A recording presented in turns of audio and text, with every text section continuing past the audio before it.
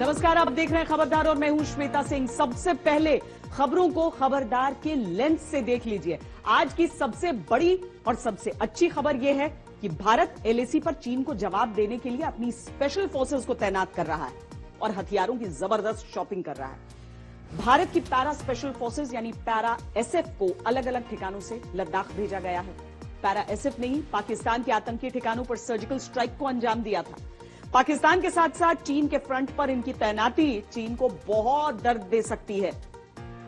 इसके साथ ही रक्षा मंत्रालय ने रूस से 33 फाइटर जेट्स खरीदने के प्रस्ताव को मंजूरी दे दी है। 18,000 करोड़ रुपए के इस प्रस्ताव के तहत रूस से 12 Su-30 MKI और 21 MiG-29 खरीदे जाएंगे।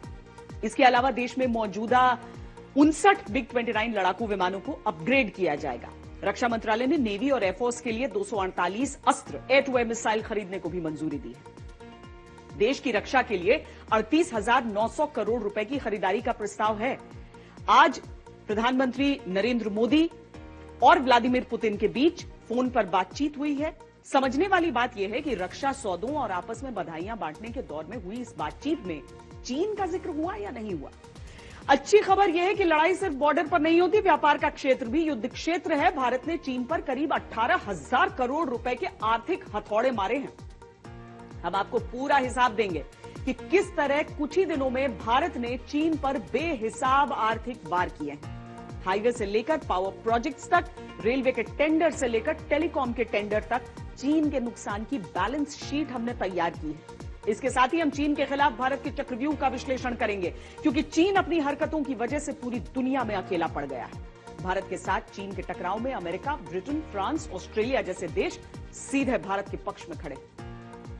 इस बीच चीन ने हांगकांग की आजादी छीनने वाला कानून लागू कर दिया है। इसका विरोध शुरू हो गया है। चीन चारों तरफ से घिर गया है। भारत ने भी इस मुद्दे पर चुप रहने के बजाय हांगकांग के माहौल को आजाद रखने का पक्ष लिया है। सवाल यह है कि क्या हांगकांग के मुद्दे पर चीन की कूटनीतिक पिटाई होगी? क्या हांगकांग ही दुनिया में चीन विरोधी मोर्चे को एक सूत्र में बांधेगा? आज एक और अच्छी खबर है। नेपाल को चीन की गोद में खेलने की सजा भी मिल रही है। वहां अस्थिरता का माहौल है। वहां के प्रधानमंत्री केपी शर्मा ओली की कुर्सी कभी भी जा सकती है। चारों तरफ से नेपाल में ओली के इस्तीफे की मांग होने लगी है। नेपाल की संसद सत्र को फिलहाल रद्द कर दिया गया है। नेपाली पीएम लगातार बैठकें कर रहे हैं, बहुत बेचैन हैं। आज हम आपको इस सवाल का जवाब देंगे कि नेपाल की ऐसी हालत क्यों हुई।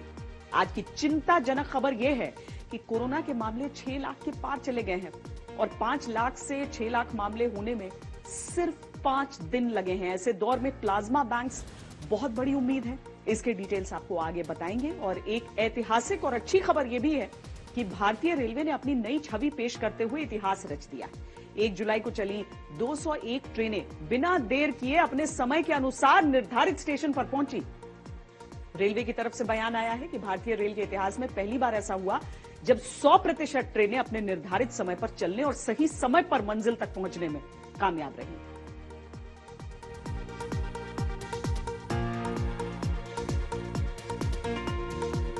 और सबसे पहले आपको हम खबर दिखाते हैं एलएसी की। लद्दाख के मसले पर चीन के साथ संवाद के बावजूद भारत अब पूरी तरह आक्रामक रुख तैयार कर चुका है। किसी भी परिस्थिति से निपटने के लिए भारत हर पल तैयार है।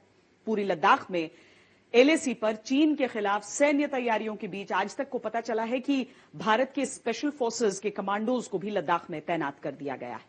चीन से बने तनाव के बीच आज भारत के रक्षा मंत्रालय ने कुछ बड़े फैसले किए। डिफेंस एक्विजिशन काउंसिल ने 38,900 करोड़ के रक्षा सामान की खरीद को मंजूरी दे दी। भारत की सैन्य ताकत को बढ़ाने के इस बूस्टर डोज ने साफ संकेत दिए हैं कि भारत किसी बाहरी दबाव में नहीं आने वाला। आज भारत के विदेश मंत्रालय ने भी चीन से दो टूक कहा कि हम उम्मीद करते हैं कि चीनी पक्ष द्विपक्षीय समझौतों और प्रोटोकॉल के तहत सीमावर्ती इलाकों में शांति बहाल करेगा।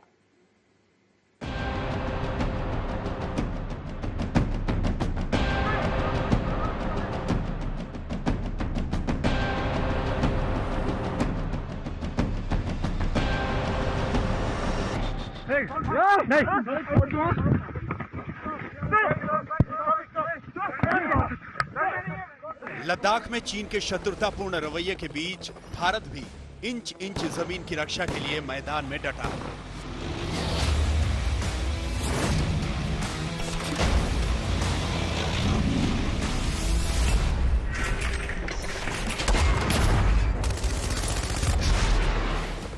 देश की अखंडता और संप्रभुता की शपथ पूरी करनी है, इसलिए अग्निपथ पर चलने को तैयार हैं हम।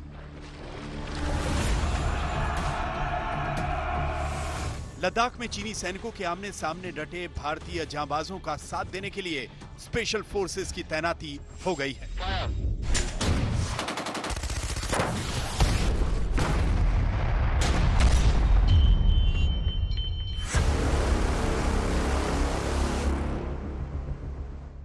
मौजूदा हालात में चीन जैसी चालाक सेना पर कतई भरोसा नहीं किया जा सकता और इसीलिए पूर्वी लद्दाख के अलग अलग इलाकों में भारतीय सेना के स्पेशल फोर्स के कमांडोज को तैनात किया जा रहा है।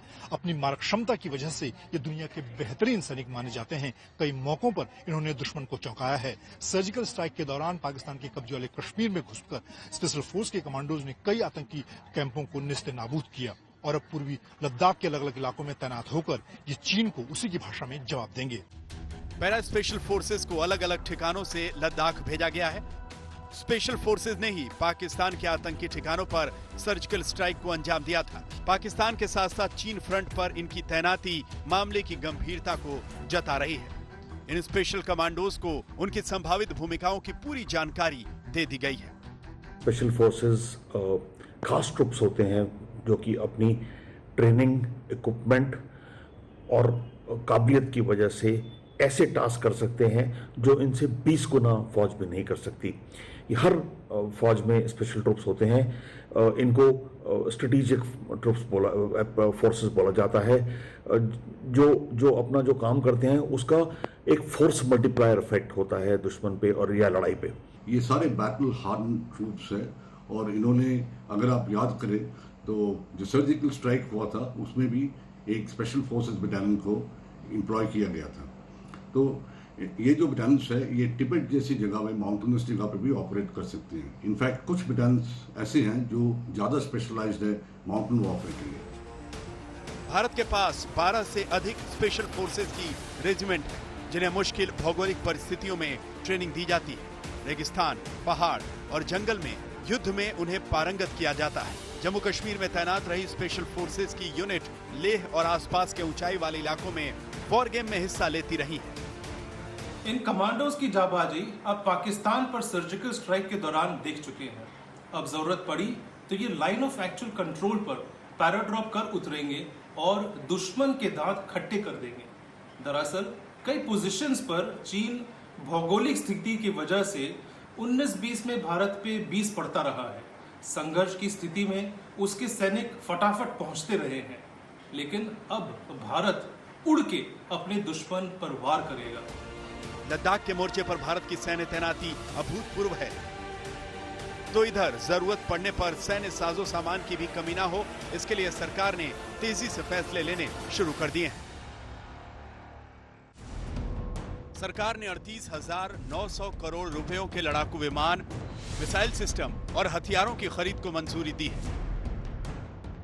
पिछले महीने रक्षा मंत्री राजनाथ सिंह जब रूस गए थे तो भारत को जल्द रक्षा आपूर्ति कराने के लिए उन्होंने अहम बैठकें की थी और चीन के एतराज के बावजूद रूस इस पर सहमत हुआ था। फ्रांस भी 4 से 6 राफेल लड़ाकू विमान 27 जुलाई तक भारत को सौंप देगा। इस बीच रक्षा मंत्रालय ने जो 38,900 करोड़ रुपयों के रक्षा सौदों को मंजूरी दी है, उसके मुताबिक 21 मिग-29 विमान रूस से खरीदे जाएंगे, जबकि 12 Su-30 MKI को HAL बनाकर देगा। रक्षा मंत्रालय ने 59 मौजूदा मिग-29 विमानों को अपग्रेड करने के प्रस्ताव को भी हरी झंडी दे दी है। यह फैसले राजनाथ सिंह की अध्यक्षता में डिफेंस एग्जीबिशन काउंसिल यानी DAC की बैठक में हुआ। 21 मिग-29 विमान को खरीदने और मिग-29 विमानों को अपग्रेड करने में 7,418 करोड़ रुपए खर्च होंगे, जबकि 12 नए Su-30 MKI विमानों पर 10,730 करोड़ का खर्च आएगा। इसके अलावा 248 BVR यानी beyond visual range Astra air to air missile system को खरीदने के प्रस्ताव को मंजूरी दी गई है। यह मिसाइल सिस्टम सभी मौसम, दिन या रात सुपरसोनिक एयरक्राफ्ट को मात दे सकता है। इसके अलावा 1000 किलोमीटर तक मार करने वाली पिनाका मिसाइल सिस्टम को भारतीय रक्षा दल का हिस्सा बनाने की मंजूरी मिल गई है। इस मिसाइल सिस्टम को खरीदने में 20,400 करोड़ रुपयों का खर्च आएगा। ये सारे फैसले भारतीय सैन्य ताकत को जोरदार करने के लिए है। इसमें तत्कालीन और भविष्य की रक्षा नीतियां छिपी हुई हैं। लद्दाख में चीन ने जैसी परिस्थितियां पैदा की हैं, उसके बाद भारत को और ज्यादा सतर्क होना पड़ा है। चीन के मुकाबले के लिए भारत ने अपनी सैन्य तैयारियां बढ़ाई हैं, तो कूटनीतिक मोर्चों पर भी दो टूक बातें हो रही हैं। The final status issues should be resolved through direct negotiations between the two parties, and we urge the parties to engage with each other to find an acceptable two-state solution for peaceful coexistence. Delhi से गीता मोहन और मंजीत नेगी के साथ अभिषेक भल्ला, लेह आज तक। लड़ाई सिर्फ border पर नहीं होती है, व्यापार का क्षेत्र भी युद्ध क्षेत्र है। हम आपको बताते हैं कि पिछले कुछ दिनों में चीन पर किस तरह आर्थिक हथौड़े चले हैं और उसे कितना नुकसान हुआ है। भारत ने चीन की 59 ऐप्स पर बैन लगाया। बीएसएनएल और एमटीएनएल ने 4G टेंडर कैंसिल कर दिए। इनकी कीमत 8,697 करोड़ रुपए थी। महाराष्ट्र ने चीन की कंपनियों के साथ 5,020 करोड़ रुपए के एमओयू को रोक दिया। हरियाणा ने 750 करोड़ रुपए के 2 पावर प्रोजेक्ट्स रद्द कर दिए। मुंबई में चीन की कंपनियों के साथ 500 करोड़ रुपए का मोनोरेल का टेंडर रद्द कर दिया गया। केंद्र ने घोषणा की है कि हाईवे प्रोजेक्ट्स में चीन की कंपनियों को नहीं घुसने देंगे। एमएसएमईज में चीन का कोई निवेश नहीं होगा। रेलवे ने चीन के थर्मल कैमरे वाले टेंडर को रद्द कर दिया है। बिहार ने पुल बनाने के 2,900 करोड़ रुपए के प्रोजेक्ट से चीन को बाहर कर दिया है। पिछले कुछ ही दिनों में चीन को कम से कम 17,900 करोड़ रुपए का सीधा नुकसान हुआ है और अब जैसे जैसे दिन गुजरेंगे इस नुकसान का दायरा और बढ़ता जाएगा। चीन के इस नुकसान में आत्मनिर्भर भारत की चाबी है।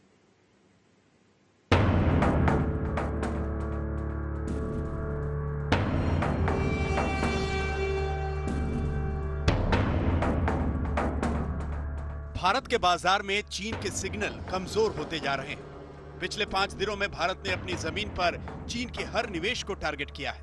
हाईवे से लेकर पावर प्रोजेक्ट तक, रेलवे के टेंडर से लेकर टेलीकॉम के टेंडर तक और टिकटॉक समेत 59 चाइनीज ऐप्स पर हुई स्ट्राइक पर तो पूरी दुनिया में चर्चा हो रही है। भारत ने चीन के खिलाफ डिजिटल बॉर्डर पर जो साहस दिखाया है, जिस तरह का आक्रामक रुख दिखाया है, उससे दुनिया के दूसरे देशों में भी चाइनीज ऐप्स, चाइनीज सामान और चाइनीज तौर तरीकों के खिलाफ आवाज उठने लगी है। केंद्र सरकार की हाई लेवल कमेटी ने चीन पर डिजिटल स्ट्राइक करके उसके 59 ऐप्स को बैन करने के फैसले को सही माना है। भारत की जनता के डेटा की सुरक्षा पर कोई हम समझौता नहीं करेंगे। भारत की अखंडता, भारत की संप्रभुता, भारत की सुरक्षा, इस पर हम कोई समझौता नहीं करेंगे। और भारत के लोगों की सुरक्षा के लिए भारत डिजिटल स्ट्राइक करना भी जानता है। यह है भारत का संकल्प और साहस, यह हमें समझना है। चीन भारत के खिलाफ ही साजिश रच रहा है। यही वजह है कि सिर्फ ऐप्स पर ही नहीं बल्कि चीन पर चौतरफा चोट की तैयारी है। सरकार इस मौके को अवसर में बदलकर लगातार आत्मनिर्भर भारत पर जोर दे रही है।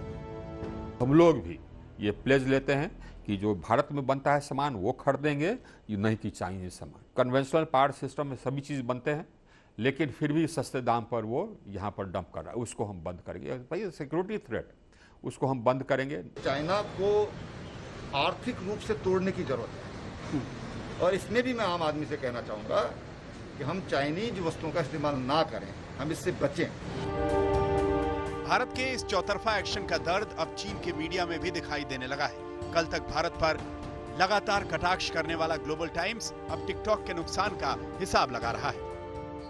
ग्लोबल टाइम्स की माने तो टिकटॉक की पेरेंट कंपनी बाइट डांस को $6 अरब यानी 44,900 करोड़ रुपए का नुकसान हो सकता है। यहाँ आपको ये भी बता दें कि टिकटॉक की पेरेंट कंपनी बाइट डांस का रेवेन्यू 2019 में 1,30,000 करोड़ रुपए से ज्यादा का था। ऐप्स के बाद चीनी टेलीकॉम कंपनी पर भी स्ट्राइक हो सकती है। अमेरिका ने राष्ट्रीय सुरक्षा का हवाला देते हुए हुआवे और ZTE को बैन कर दिया है। अब देखना यह है कि क्या भारत भी ऐसा करेगा। अमेरिका का इस तरह से बयान देना बाजार की व्यवस्था के नियमों का सरासर उल्लंघन है। हम इसका विरोध करते हैं। चीन के खिलाफ भारत के एक्शन से पूरी दुनिया एक्टिव हो गई है और अलग अलग देशों को ये लगने लगा है कि वो मिलकर चीन की ज्यादतियों का करारा जवाब दे सकते हैं। आने वाले दिनों में चीन पर आर्थिक हथौड़े की मार और गहरी हो सकती है। अभी तो लड़ाई शुरू हुई है। आज तक ब्यूरो। चीन चाहे जितनी शातिराना हरकत कर ले, मगर उस पर अमेरिका का दबाव लगातार बढ़ रहा है, क्योंकि चीन के खिलाफ अमेरिका खुलकर खड़ा है। चीन के खिलाफ अमेरिका की ओर से बयानों के बाण लगातार चलाए जा रहे हैं। अमेरिका बार बार चीन को संदेश दे रहा है कि वो भारत के साथ खड़ा है। अमेरिका ने भारत की तारीफों का जो पुल बांधा, उनकी मानगी देखिए। अमेरिका ने कहा कि भारत चीन बॉर्डर पर चीन का रवैया कुटिल रणनीति है। भारत का चीन के 59 ऐप्स को बैन करना अच्छा कदम है। चीनी ऐप्स को बैन करने से राष्ट्रीय सुरक्षा बेहतर होगी। बॉर्डर टकराव पर हमारी नजर है, हम चाहते हैं कि शांतिपूर्ण हल निकले। अमेरिका ने ये सारी चीजें कही। और इतना ही नहीं, चीन पर अमेरिका का सैन्य दबाव भी है। जाहिर सी बात है कि ये भारत की हिम्मत बढ़ाने वाली और चीन की चिंता बढ़ाने वाली बात है। आपको एक रिपोर्ट के जरिए समझाते हैं कि चीन से अमेरिका किस कदर भड़का है।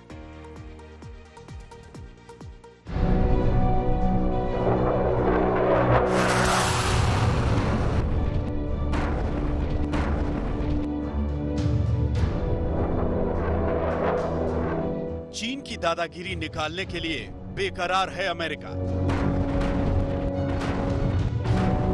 चीन की अकड़ को तोड़कर टांग देना चाहता है अमेरिका।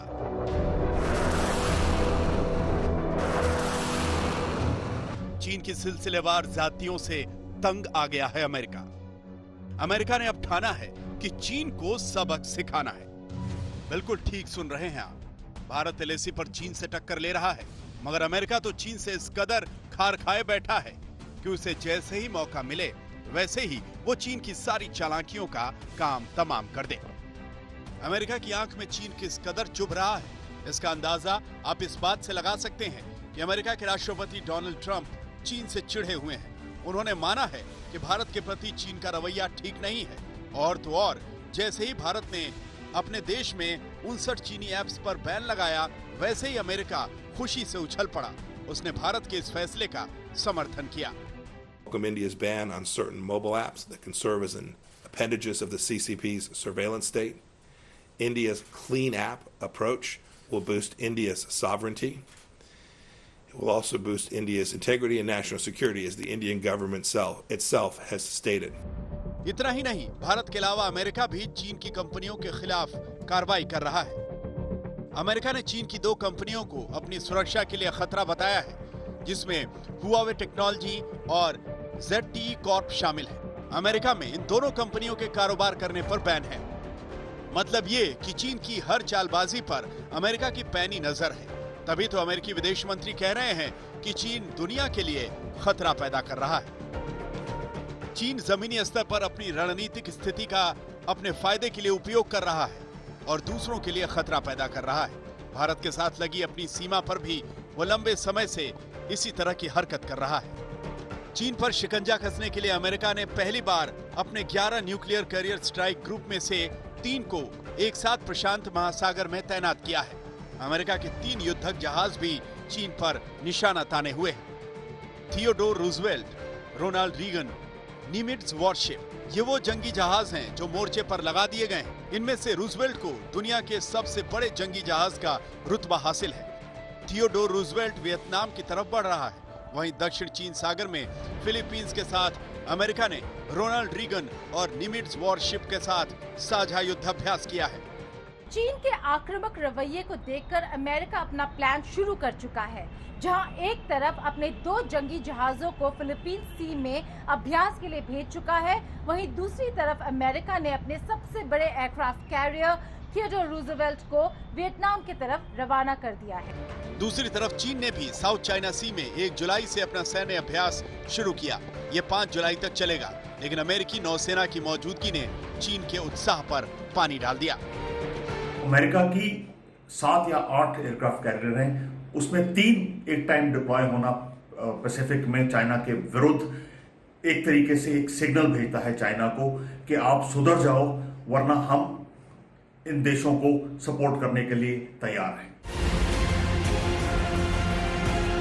इसके अलावा कोरोना वायरस और साउथ चाइना सी में चीन के बढ़ते दखल को रोकने के लिए अमेरिका पहले ही अपने सैनिकों की तैनाती कर चुका है और चीन की दादागिरी पर ब्रेक लगाने के लिए अमेरिका एशिया में भी अपने सैनिक तैनात करने की प्लानिंग कर रहा है। I just talked about the threat from the Chinese Communist Party. So now threats to India, threats to Vietnam, threats to Malaysia, Indonesia, South China Sea challenges, the Philippines. We're going to make sure we're postured appropriately to counter the PLA. We think that's the challenge of our time, and we're going to make sure we have resources in place to do that. चंद रोज पहले America के रक्षा मंत्री mark Esper ने चीन को एक धूर्त देश कहा था। चीन एक धूर्त देश है। चीन दुनिया के वर्ल्ड ऑर्डर के लिए खतरा पैदा कर रहा है।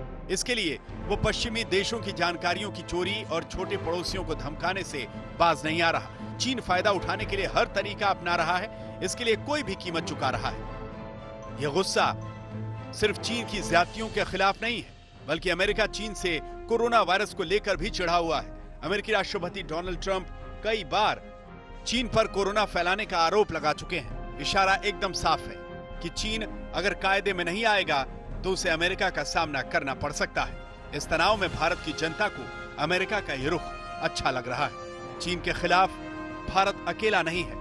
अमेरिका भी चीन पर वार करने का मौका तलाश रहा है। आज तक ब्यूरो। इस समय अमेरिका का गहरा दबाव है चीन पर, लेकिन इसके बाद भी चीन लगातार ऐसी हरकतें कर रहा है जिससे पूरी दुनिया उसके खिलाफ खड़ी होती नजर आ रही है। आगे बढ़ने से पहले हम आपको कुछ तस्वीरें दिखाते हैं। ये हांगकांग से आई हैं और इनमें चीन की बहुत बड़ी अंतर्राष्ट्रीय मुसीबत का ब्लूप्रिंट है।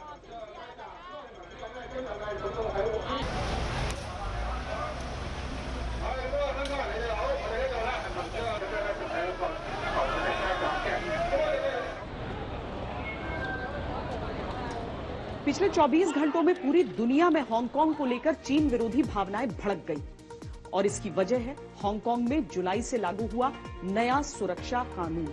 इसके तहत आतंकवाद को नई तरह से परिभाषित करने का प्रयास है। इस कानून के तहत अगर राजनीतिक उद्देश्य के चलते दबाव बनाने के लिए प्रदर्शन करते हुए सार्वजनिक संपत्ति को कोई नुकसान पहुंचाया जाता है तो ये आतंकवाद की श्रेणी में आएगा। इसके लागू होते ही हांगकांग में प्रदर्शन शुरू हो गए और लोकतांत्रिक भावनाओं की हत्या करने वाली चीन की सरकार ने कम से कम 370 लोगों को गिरफ्तार कर लिया। इस कानून को लागू करने के मुद्दे पर पूरी दुनिया में चीन की आलोचना हो रही है। अमेरिका, ऑस्ट्रेलिया, ब्रिटेन समेत कई देश चीन के नए सुरक्षा कानून का विरोध कर रहे हैं। माना जा रहा है कि यह कानून हांगकांग की आजादी को खत्म कर देगा और लोग विरोध प्रदर्शन तक नहीं कर पाएंगे। इस कानून के तहत हांगकांग में देशद्रोह, आतंकवाद, विदेशी दखल और विरोध करने जैसी गतिविधियों के लिए दोषी व्यक्ति को अधिकतम उम्र कैद की सजा देने का प्रावधान है। इस कानून की वजह से वहां के लोगों को अपनी आजादी खत्म होने का डर सताने लगा है। भारत ने हांगकांग में चीन की हरकतों पर चिंता जताई है। वहीं चीन ने विदेशी हस्तक्षेप पर यह कहा है कि ये उसका आंतरिक मामला है। नोट करने वाली बात यह है कि 1 जुलाई 1997 के दिन ब्रिटेन ने हांगकांग को चीन को सौंपा था और चीन ने हांगकांग की आजादी के लिए पर काटने के लिए 1 जुलाई 2020 के ही दिन को चुना। इससे पहले 1841 के बाद से 1997 तक हांगकांग ब्रिटेन के कब्जे में था। ब्रिटेन ने एक देश दो व्यवस्था के तहत हांगकांग को चीन को सौंपा था। विदेश और रक्षा मामलों को छोड़कर हांगकांग को राजनीतिक और आर्थिक स्वतंत्रता मिली थी। इस समझौते के तहत हांगकांग में अभिव्यक्ति की जो आजादी है वो चीन में ढूंढने से भी नहीं मिलती। अब हांगकांग को ब्रिटेन से अलग हुए 23 साल हो गए हैं और चीन हांगकांग पर पूरी तरह नियंत्रण करना चाहता है। चीन के खिलाफ अमेरिका और उसके मित्र देशों का गुस्सा बढ़ता जा रहा है, जबकि दूसरी तरफ भारत ने संयुक्त राष्ट्र के सामने चिंता जताई है और कहा है कि जो काला कानून चीन ने हांगकांग में लागू किया है वो अभिव्यक्ति की आजादी को चोट पहुंचाएगा। भारत ने चीन के खिलाफ क्या स्टैंड लिया है ये भी जान लीजिए। Madam President, given the large Indian community that makes the Hong Kong Special Administrative Region of China its home, India has been keeping a close watch on recent developments. We have heard several statements expressing concern on these developments. We hope the relevant parties will take into account these views and address them properly, seriously and objectively. तो सरहदों पर लगी हुई चुनौतियों के बाद अब जरा देश के भीतर की चुनौती यानी कोरोना की बात कर लेते हैं। देश में कोरोना की रफ्तार दिन ब दिन डरावनी होती जा रही है। आंकड़ा 6 लाख के पार चला गया है, लेकिन इससे ज्यादा डरावनी बात यह है कि आंकड़े बहुत तेजी से बढ़ रहे हैं।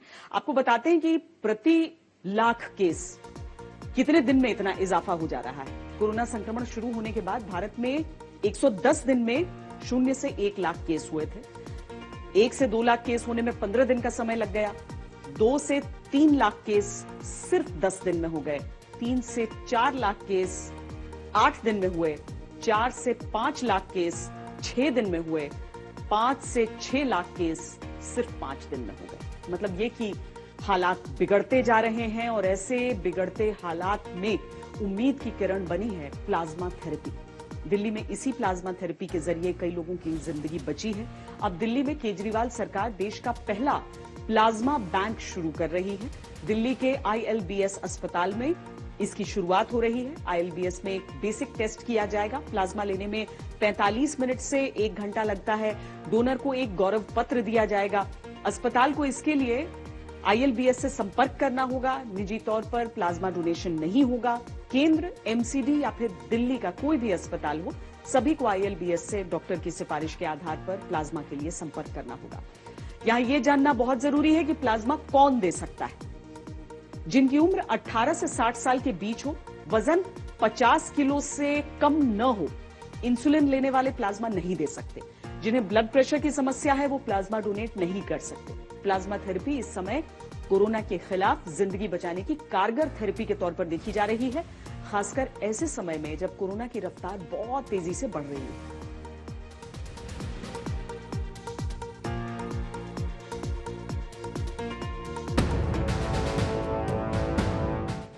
दिल्ली में कोरोना के बढ़ते मामलों ने देश की राजधानी को झकझोर कर रख दिया। कोरोना के खिलाफ इस जंग में अब दिल्ली बड़े स्तर पर प्लाज्मा थेरेपी का इस्तेमाल करने की तैयारी में है।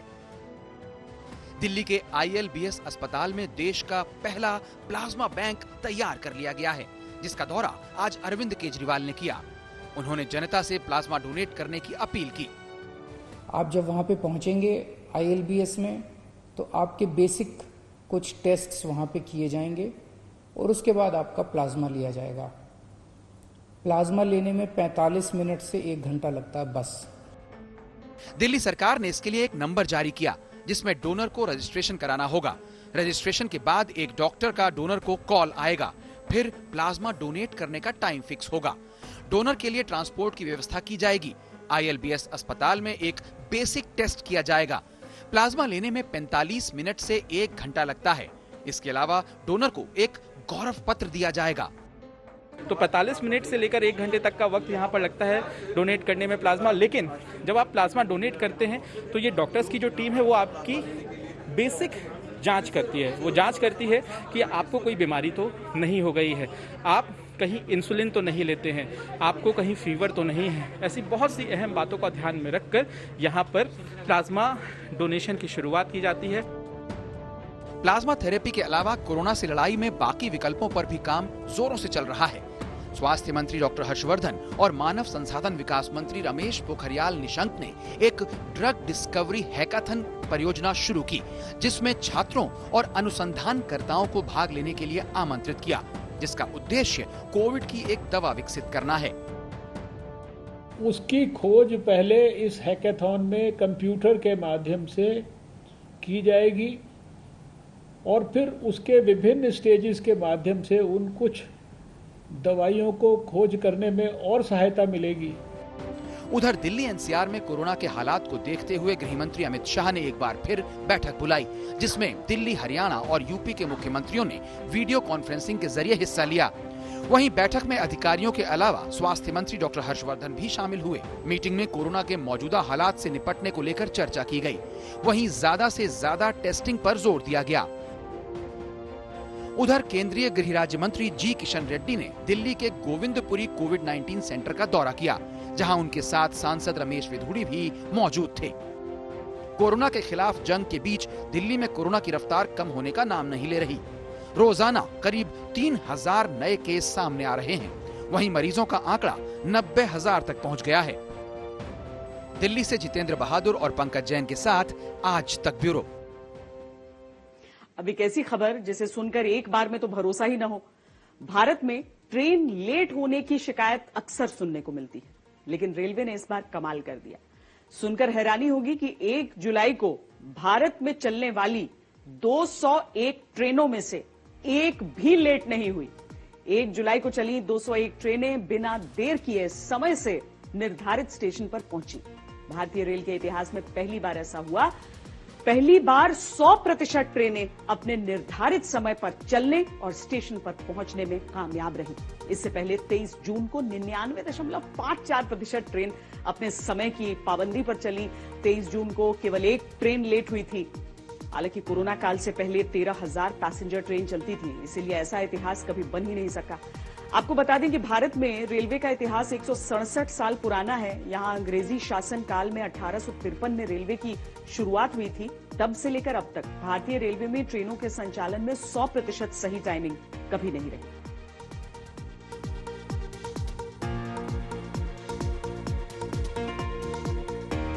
की कांवड़ यात्रा पर कोरोना का ग्रहण लग गया है। कोरोना की वजह से इस साल कांवड़ यात्रा भी नहीं होगी। कांवड़ियों के हरिद्वार में प्रवेश पर पाबंदी लगा दी गई है। शिव भक्त इस बार हरिद्वार जाकर गंगा जल नहीं ले पाएंगे। कांवड़ियों के हरिद्वार में घुसने पर पाबंदी लगाई गई है। अगर कोई कांवड़िया आता भी है तो उसे 14 दिन के लिए क्वारंटीन होना होगा, वो भी अपने खर्चे पर। बुधवार को हरिद्वार और आसपास के जिलों के डीएम और एसपी की बैठक हुई, जिसमें सहमति से कांवड़ की यात्रा न कराने का फैसला लिया गया। बैठक में सहारनपुर, मुजफ्फरनगर, बिजनौर, यमुनानगर समेत 5 जिलों के डीएम और एसएसपी मौजूद रहे। अन्य प्रदेशों से हरिद्वार को कांवड़ मेला को लेकर के कोई यहाँ पहुँचने का बिल्कुल अलाउ नहीं करेंगे। तो इस संबंध में कुछ विशेष एक्शन प्लान बनाया हुआ है। इसके बावजूद भी अगर कोई एक्सट्रीम केस में आते हैं देन वो 14 डेज का क्वारंटीन का भी जो है सिचुएशन बना रहा है। अपील हर प्रकार से उत्तर प्रदेश के सभी जिले इस चीज़ में लगे हुए हैं कि पब्लिक को हम बिना किसी असुविधा के ये इंश्योर कराएं कि कोरोना संक्रमण में कोई बढ़ोतरी ना हो और हम सब इस पूरी जो महामारी है उससे भी निकलें। कोरोना ने पूरी दुनिया में बड़े बड़े राजनीतिक, सामाजिक और धार्मिक आयोजनों पर ब्रेक लगा दी है। मुंबई में भी इस बार मशहूर लाल बाग के राजा का पंडाल नहीं सजेगा। गणेश उत्सव की चमक फीकी रहने वाली है। कोरोना में कांवड़ यात्रा को भी मंजूरी नहीं मिली। हालांकि कोरोना की वजह से भक्ति की शक्ति में कोई कमी नहीं है। भक्त इसे भगवान शिव की मर्जी मानकर स्वीकार कर लेंगे। आज तक ब्यूरो। बाकी खबरों के लिए आप देखते रहिए आज तक।